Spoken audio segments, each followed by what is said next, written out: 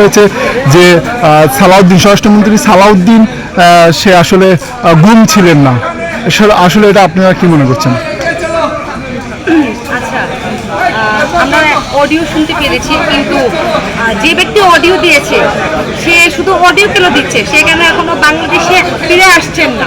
আমরা তো চাচ্ছি উনি হচ্ছে বাংলাদেশে আসুক, উনি বিচারের সম্মুখীন হোক, বিচারের সম্মুখীন হয়ে ওনার যা বলার আছে উনি প্রকাশ্যে বলুক।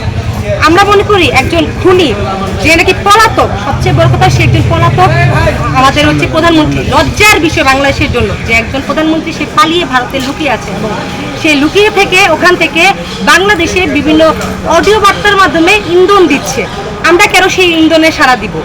যে ব্যক্তি পলাতক, পলাতক ব্যক্তির কথা কতটুকু গ্রহণযোগ্যতা পায় সেটা বাংলাদেশে জনগণ ঠিক করবে।